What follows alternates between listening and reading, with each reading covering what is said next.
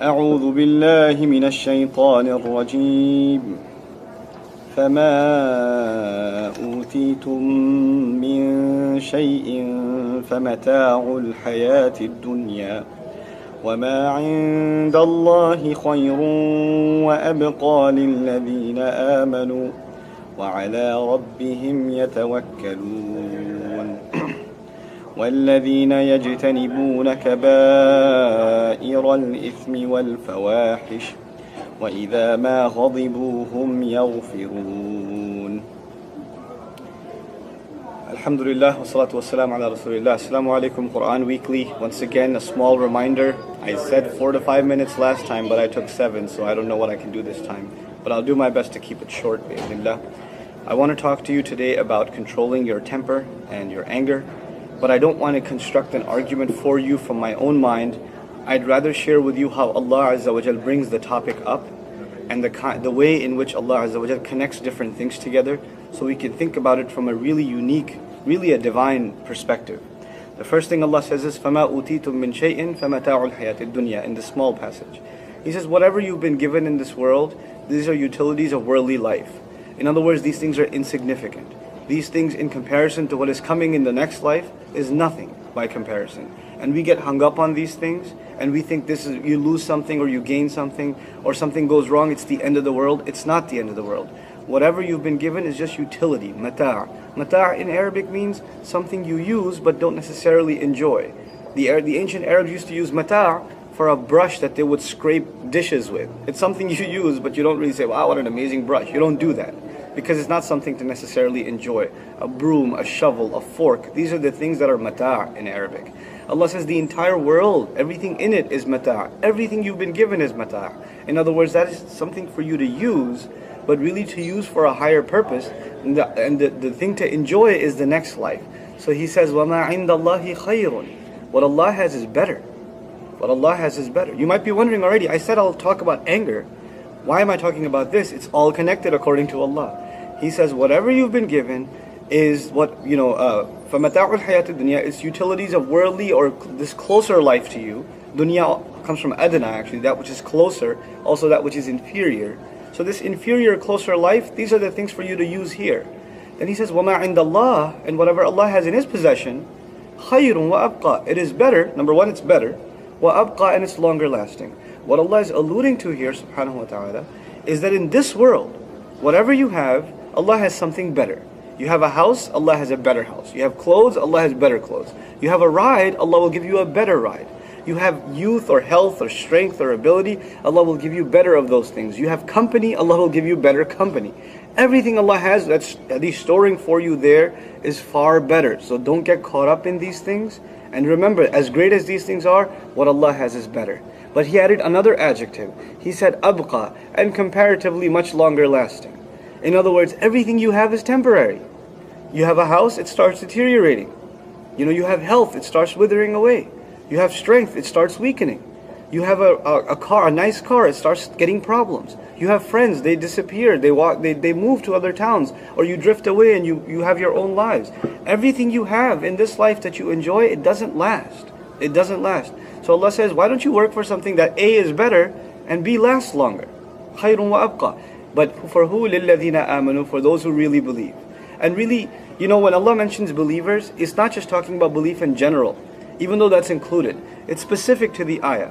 Who really believe that this stuff in this world is not as good as the stuff in the next. This is for those people. وَعَلَى رَبِّهِمْ يَتَوَكَّلُونَ, and they place their trust exclusively and their reliance exclusively upon their master.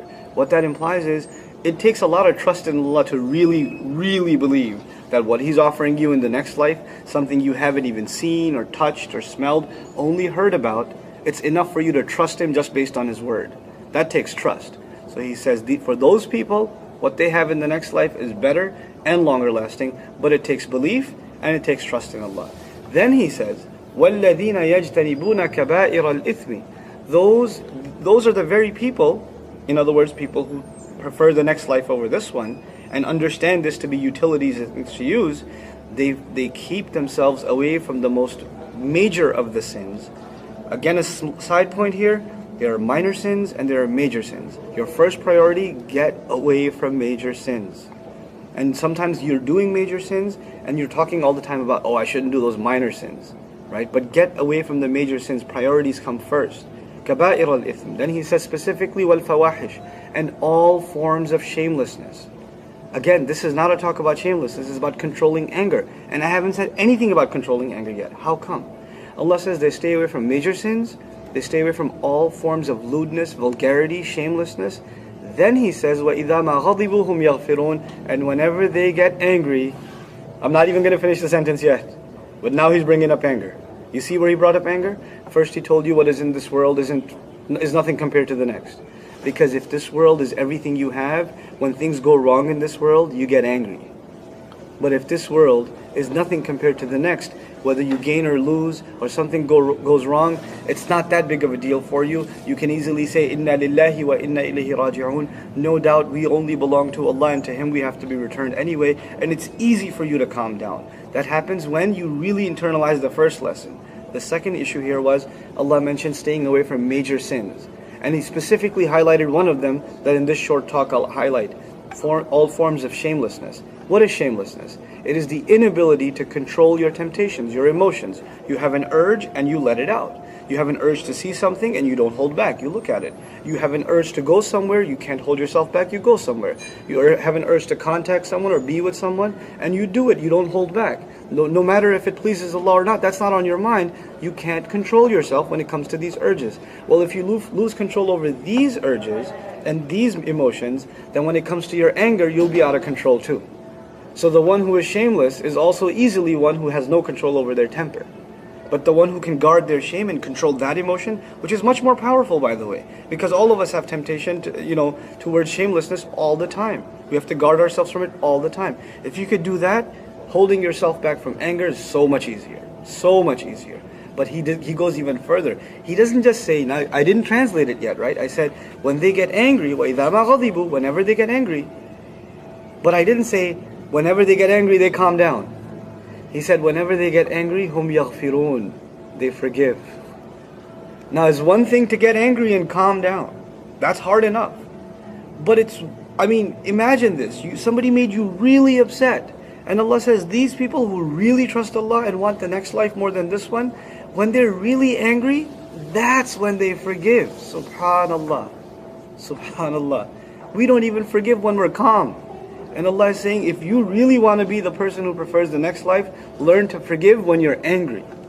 What a standard He set for us. By the way, this is not mandatory. This is for people of the highest caliber. May Allah make us from them.